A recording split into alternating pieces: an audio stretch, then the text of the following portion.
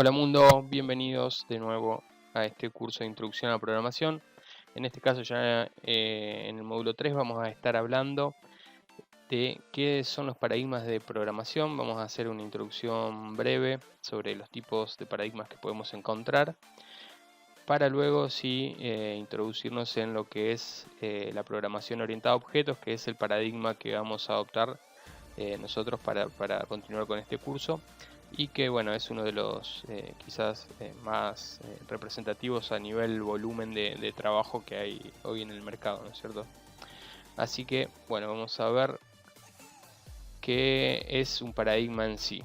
Tenemos que verlo como un estilo, como un modelo de cómo vamos a resolver ciertos problemas, ciertos programas en sí.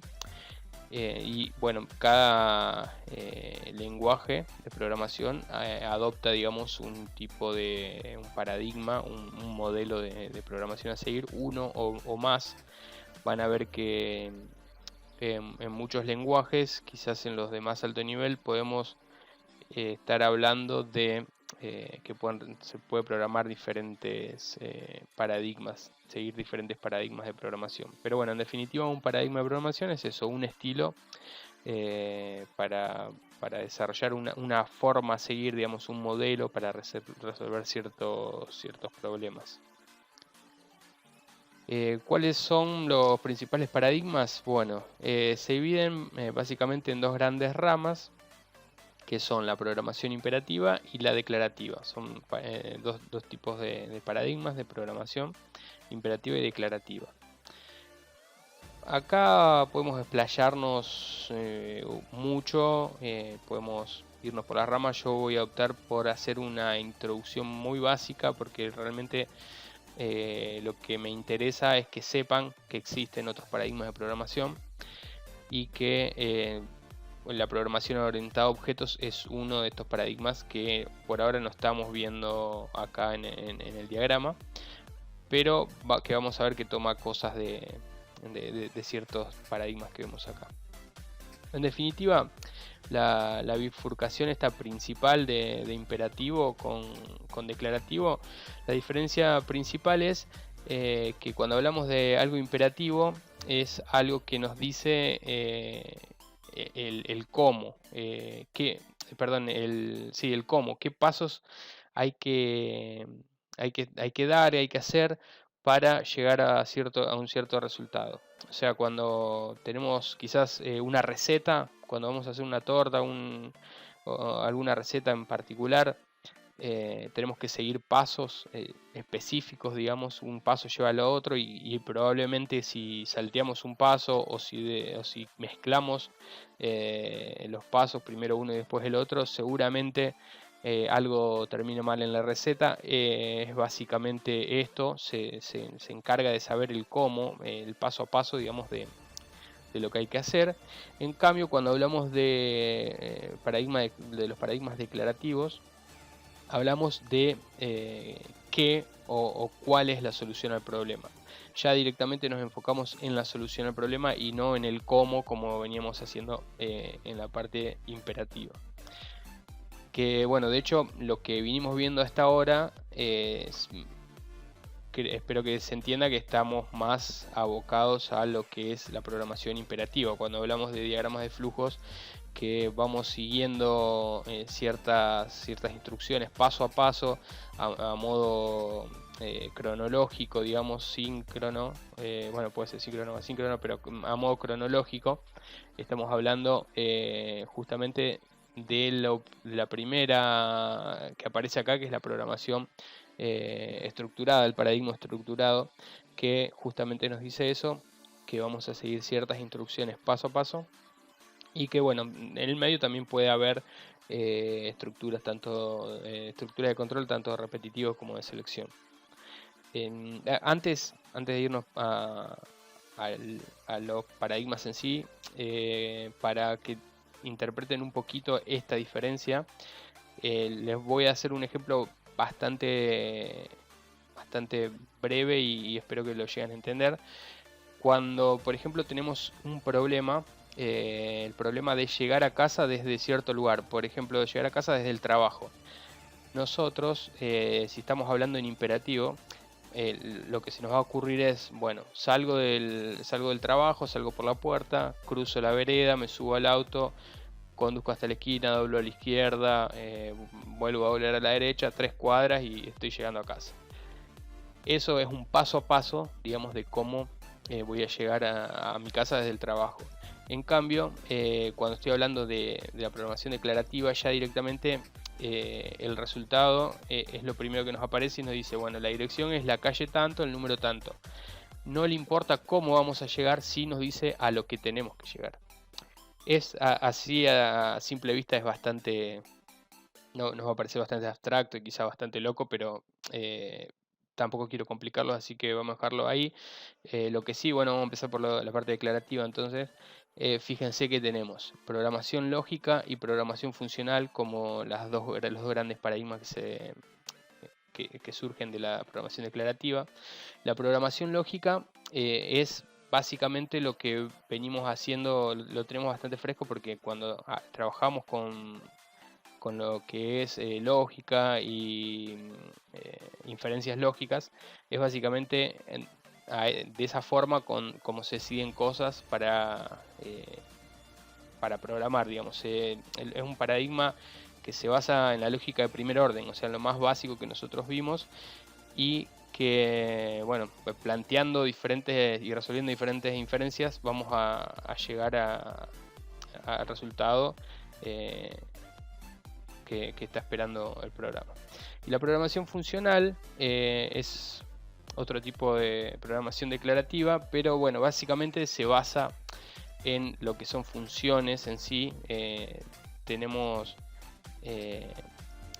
los elementos, digamos, que componen la programación funcional, los vamos a conocer como funciones, y el código de cada función se va a ir ejecutando a medida que vayamos llamando a las funciones. Y bueno, cada una función se puede reutilizar, de hecho se puede llamar a sí misma, y bueno, ahora después cuando veamos otro tipo vamos a hacer una comparación. Pero bueno, básicamente es muy por arriba lo que quiero explicarles y espero que, no sé si que entiendan esto, pero que sepan que existe estos tipos de paradigmas. Vamos ahora a las imperativas. Bueno, programación estructurada era lo que le venía diciendo, es instrucciones, una debajo de la otra, en orden cronológico. Nos vamos a encontrar con bucles que nos van a volver quizá una línea para arriba, bucles repetitivos, decisiones y demás, pero el programa siempre va a llevar un flujo y va a ir en orden cronológico. Bueno, después hay variaciones que, bueno, existen punteros y cosas de muy de bajo nivel que no vienen al caso en este momento, pero como para ir de un punto a otro del programa, o sea, si nosotros vamos en orden cronológico y va a llegar un punto a lo mejor que tenemos que volver para arriba, bueno, existe la posibilidad esa, no es que es tan derecho para abajo, pero bueno, la principal función es esa, ir ejecutando paso a paso. La programación procedimental, ya estamos hablando de procedimientos. Esto ya podemos un poco más ir dividiendo a lo que ir acomodando un poco más, organizando más el código que la programación estructurada, y lo que nos permite, bueno, es dividir justamente estas tareas generando un tipo de programitas más pequeños que pueden estar en diferente código, así separados, digamos, y bueno, que se pueden ir llamando, digamos, entre sí para ir ejecutando, digamos, el programa principal.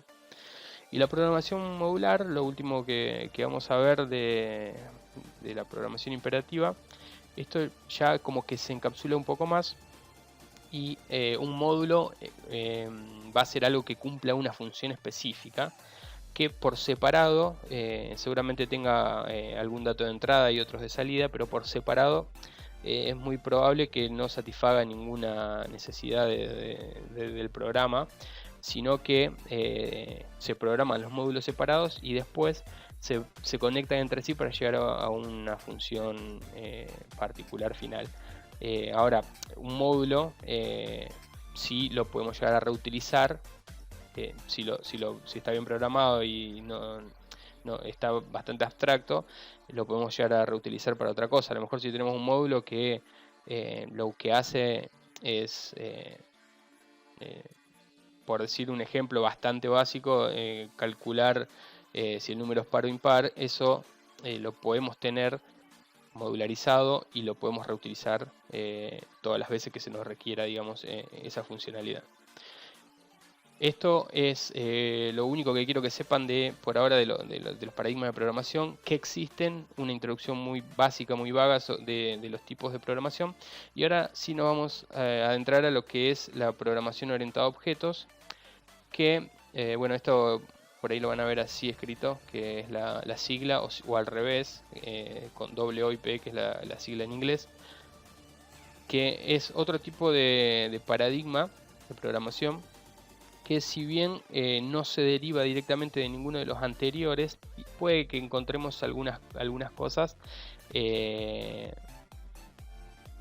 vagamente asociadas, digamos, no es directamente porque ya van a ver que la forma de programar es otra, como dice acá, es bastante específica y se basa en clases sobre todo.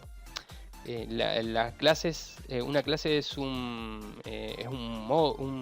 matriz, digamos, con la cual vamos a crear objetos. Ya estas definiciones las vamos a ir viendo, pero les doy una idea general. Y bueno, los objetos se relacionan entre sí y pueden conseguir ciertos objetivos que nosotros estamos buscando para solucionar algún problema. Bueno, es una forma especial de programar y se asocia quizás un poco más a lo que es el mundo real de lo que veníamos acostumbrados con los otros paradigmas. Este es un paradigma dentro de todo nuevo o el más nuevo, digamos, de los que podemos estar viendo. No quiere decir que los otros estén en desuso, pero de hecho se usan y bastante. Pero esto es quizás nos ayuda a modelar un poco más cuando tenemos elementos de la vida real, nos podemos modelar de forma de generar clases de objetos y relacionarlos entre sí. Ahora, nosotros tenemos la ventaja de que ya directamente estamos hablando del paradigma de orientación a objetos. Nosotros no tenemos la cabeza metida en otro paradigma, entonces quizás sea un poco más fácil pensar en objetos. Pero bueno, si venimos de otros paradigmas, por ahí se nos va a complicar hacer el clic hasta que, bueno, finalmente lo entendemos y nos va a resultar muy fácil, pero cuesta ese clic. Nosotros, al ser el único o el primer paradigma que vamos a ver, quizás nos resulte un poco más fácil. Y bueno, como les decía, la idea es modelar objetos que puedan existir en nuestra vida real. Y acá vamos directamente a un ejemplo, como para ya ir entendiendo, que si nosotros pensamos en un auto, podemos modelarlo en el sistema de programación orientada a objetos y diríamos que el auto es el elemento principal que tiene características. O sea, un auto tiene color, tiene un precio, tiene una cilindrada, tiene cantidad de puertas, modelo, marca, todo un montón de características que nosotros le podemos dar. Esos vendrían a ser las propiedades, digamos, de una clase. Si nosotros decimos que el auto, la clase automóvil en sí es una clase, todo lo que nombramos recién son propiedades que tiene esa clase. Y también tiene funcionalidades. Las funcionalidades pueden ser también varias y limitadas, dependiendo de la cantidad y de funcionalidades que tenga el auto, pero como mínimo vamos a tener encenderlo, pararlo, acelerar, frenar, estacionar. Son acciones que va a tomar nuestro objeto en sí, que puede intervenir algún otro objeto exterior o pueden ejecutarse por sí solas, digamos. Bueno, entonces en este esquema que estamos planteando, el automóvil sería lo que conocemos en sí como clase. Es, como les decía antes, una matriz que que nos va a permitir generar objetos que se diferencian entre sí, que cada uno tiene su vida propia, por así decirlo, pero que todos respetan las características que tiene la clase en sí. Las características que nombrábamos, bueno, el color, el modelo, todos esos son las propiedades, es lo que les decía antes, y las funcionalidades asociadas las podemos pensar como, las denominamos métodos, perdón. Entonces ahí ya tenemos dos definiciones bastante básicas de la clase. Es una que tiene propiedades, que las propiedades son, por ejemplo, el color, el modelo y lo que veníamos diciendo, y los métodos, que son las acciones. Las clases en sí, bueno, a mí me gusta de esta filmina la segunda definición, que la podemos definir como abstracciones de objetos. O sea, si nosotros tenemos un objeto, agarramos un libro, el libro tiene un cierto autor, tiene cierta tapa, tiene ciertas páginas, tiene una temática, tiene un precio. Esos son todos atributos, pero nosotros podemos ir un poco más arriba del libro, abstraernos y decir, bueno, a ver, hay cosas que son comunes en todos los libros, entonces esto es una clase. Todo, bueno, lo que dije recién, el autor, la cantidad de páginas, la presentación, la edición, el precio, la editorial, son todos propiedades de una clase que es genérica, porque todos los libros comparten esas propiedades. Entonces, bueno, una clase es la abstracción, podemos pensarlo al revés y pensar que una clase es la abstracción de un objeto, de uno o varios objetos.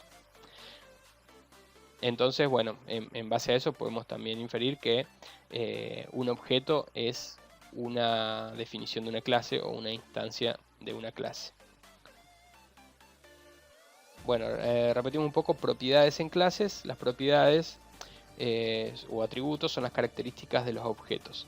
Esta definición acá, que la trato como O, en realidad hay una pequeña diferencia entre atributos y propiedades, porque hablamos de que los atributos son privados y las propiedades son públicas. Esto quiere decir que una clase a sus atributos no los muestra y a sus propiedades sí. Ya lo vamos a ver más adelante, no se preocupen. Cuando definimos una propiedad, generalmente se especifica para la propiedad un nombre y el tipo de datos que va a contener. Aparte también podemos definirle el alcance que va a tener, si va a ser público o privado, pero bueno, generalmente lo mínimo requerido es un nombre y el tipo de datos que va a contener esta propiedad. Y bueno, nos podemos hacer la idea de que nosotros ya vimos lo que son las variables, nos podemos dar la idea de que un atributo, una propiedad, es una variable donde podemos almacenar datos relacionados con los objetos. ¿Por qué? Porque estamos hablando de que tiene un nombre y tiene un tipo, y eso es común, bastante común con lo que es una variable. Y en definitiva, bueno, las propiedades de una clase es como si fuera una colección de variables. No se complique mucho con esta definición, pero bueno, es para que tengan una idea. Y bueno, después también tenemos los métodos en las clases, que son las funciones asociadas a los objetos. Si nosotros llamamos, digamos, alguna acción de un objeto, estamos invocando a los métodos. Los métodos son las acciones, son lo que puede hacer un objeto, digamos, cómo puede interactuar con el exterior y consigo mismo.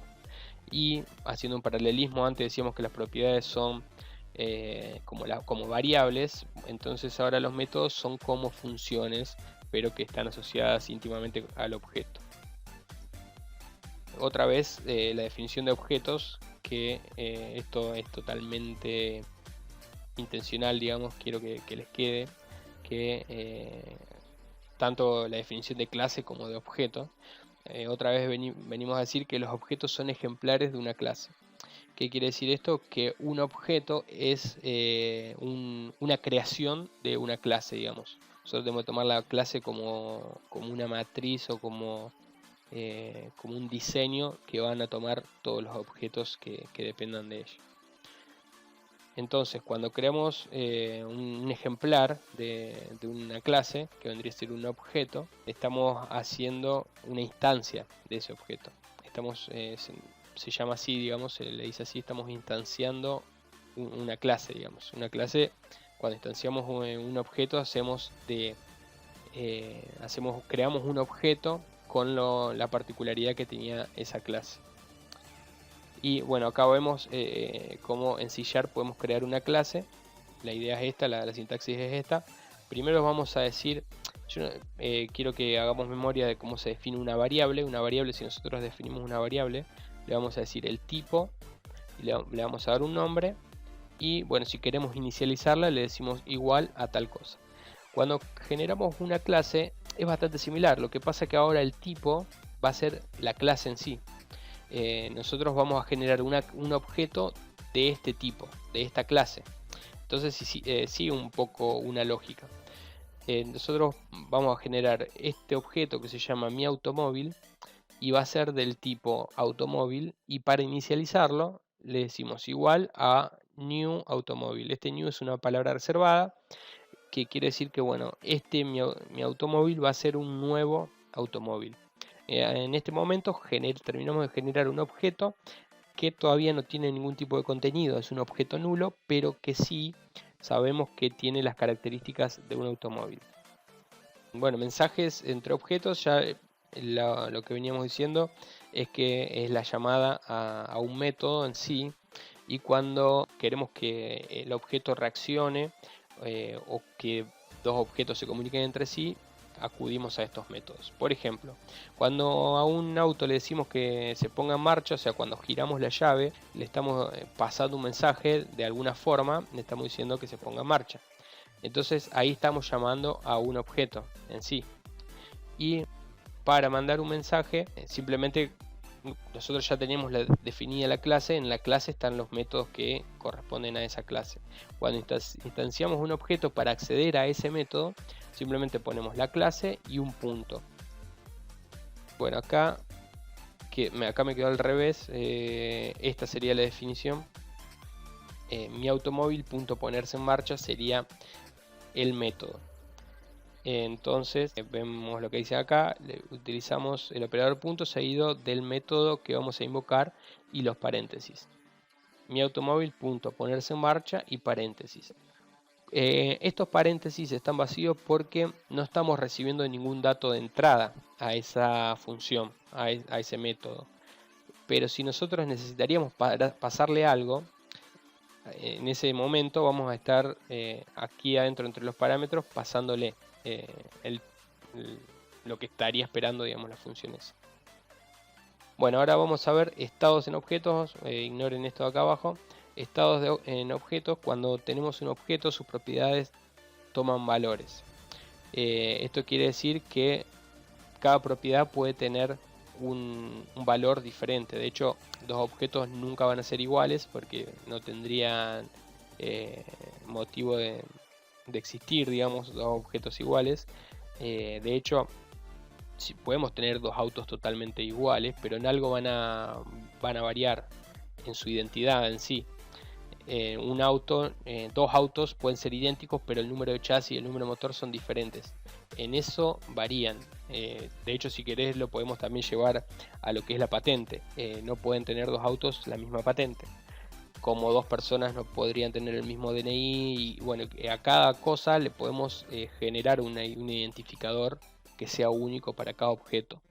Y en caso de no tenerlo, porque quizás a lo mejor estamos haciendo piezas en una fábrica y son totalmente idénticas todas, nosotros le podemos poner un identificador a cada uno. Podemos ponerle, no sé, una letra en particular, podemos ponerle un número que puede ir creciendo. A lo mejor a la primera pieza le vamos a poner identificador 1, 2, 3, 4, 5, 6, 7 y bueno, hasta la cantidad de piezas que hagamos. Pero bueno, me fui por las ramas, pero en realidad, bueno, lo que le quería decir es que cada propiedad va a tomar un valor en concreto. Por ejemplo, si hablamos de color, el auto le vamos a asignar algo. ¿Cómo invocamos a eso? Lo mismo que con la función, pero en este lugar, en lugar de llamar, no, si se fijan acá no tenemos paréntesis porque esto no es una función, sino que es una propiedad. A esto le podemos asignar un valor. En este caso le estamos diciendo que el color de mi auto va a ser rojo. Ahora, si yo a esto lo quito del signo igual para allá, lo quito. Acá, en vez de setearle algo, voy a estar obteniendo el color de mi auto. Voy a estar consultando el color de mi auto en ese momento. Es prácticamente lo mismo que hacíamos con una variable, por eso hicimos la referencia cruzada con lo que son las variables. A una variable, si nosotros le quitamos en mi automóvil acá adelante, tenemos una variable que sea del tipo string y que se llame color, le podemos asignar esta cadena que se llama rojo. Y en el momento que nosotros querramos ver qué tiene esto, podemos hacer un, por ejemplo, si seguimos trabajando en consola, podemos hacer un console write line de color y nos va a mostrar justamente rojo. Por eso la analogía entre una propiedad y una variable, y la analogía entre una función y un método de un objeto. ¿Qué más podemos hablar sobre objetos?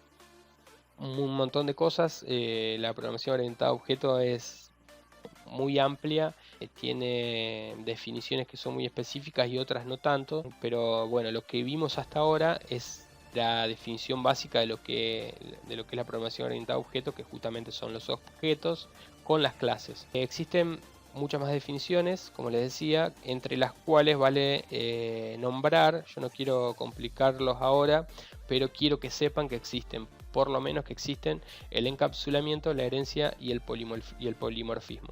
Bueno, el encapsulamiento sirve para ocultar detalles de implementación de una clase. Como les decía antes, nosotros tenemos dentro de una clase tanto atributos como propiedades, o también podemos tener tantos métodos como otras operaciones que pueden ser funciones. Si nosotros a esos atributos y esas funciones le decimos que van a ser privados, van a ser del ambiente privado de la clase, seguramente en algún momento se llamen, pero las pueden llamar las mismas clases, solamente la puede invocar la misma clase, y para el afuera eso es totalmente transparente. Si nosotros le decimos, por ejemplo, que se detenga el automóvil, seguramente en algún lugar interno lo que va a hacer antes de detenerse, un automóvil no se detiene en seco, va a llamar a un método que sea desacelerar o frenar, y eso está siendo privado. Nosotros no sabemos lo que está haciendo la clase por dentro, pero sí nosotros sabemos que se está deteniendo porque nosotros a eso le dijimos que haga eso. De eso se trata un poco el encapsulamiento, de ocultarnos cosas que para nosotros, a nosotros no nos van a servir saberlas, y que la clase, digamos, guarda un poco de privacidad y nos oculta, digamos, cosas que nos pueden ser un poco engorrosas a nosotros para el funcionamiento en sí. La herencia sirve para crear objetos que incorporen propiedades y métodos de otros objetos. Si nosotros tenemos que definir a los animales, por ejemplo al reino animal, podemos definir una clase madre que se llame animales. Ahora, dentro de los animales vamos a tener un montón, una variedad terrible de animales, que hay muchos que componen, digamos, que comparten, perdón, muchas características, y otras que son totalmente diferentes. Entonces, primero podríamos crear dos clases que sean vertebrados e invertebrados, por ejemplo.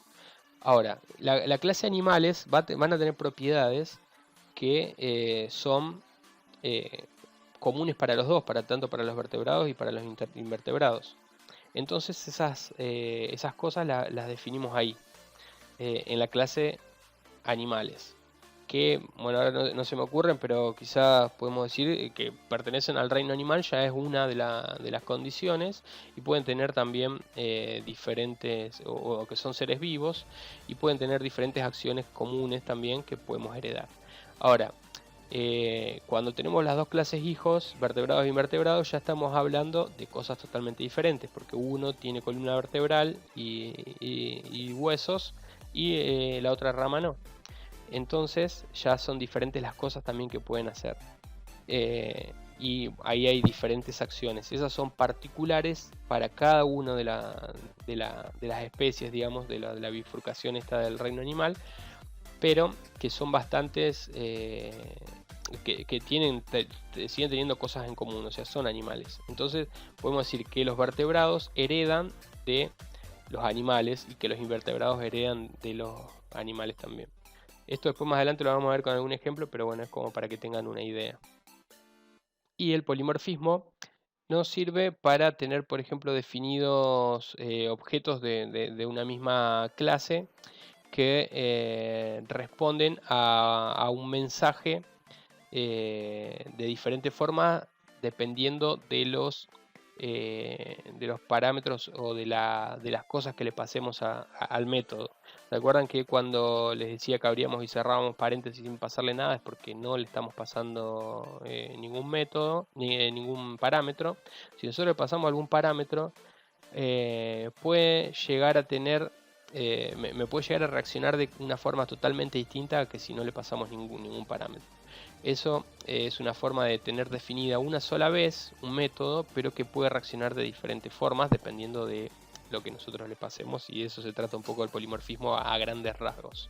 Y bueno, estas son las principales características de la programación orientada a objetos. Espero que les haya sido claro, que vuelvan a escuchar el video si tienen alguna duda, que me escriban, que lo vamos a ir repasando. Y bueno, que se animen a investigar también. Si ven que les surge alguna duda, en primera instancia saben que estoy disponible, y si no, si les gusta ser un poco autodidactas, pueden buscar, que hay un montón de información sobre la programación orientada a objetos. Nosotros a esto lo estamos resumiendo en media hora, cuando en realidad de programación orientada a objetos hay libros enteros. Así que espero que se sientan curiosos y que investiguen un poco más. En el próximo video lo que vamos a hacer es ver cómo trabajamos con objetos en C#. Vamos a generar un pequeño programita quizás de escritorio, y vamos bueno, a instanciar y a crear una clase, a instanciar y a crear algunos objetos y trabajar con ellos. Así que bueno, nos vemos en el próximo video, que ya vamos a meter un poco de código y vamos a ver si nos ayuda para entender un poquito más de qué se trata esto de la programación orientada a objetos.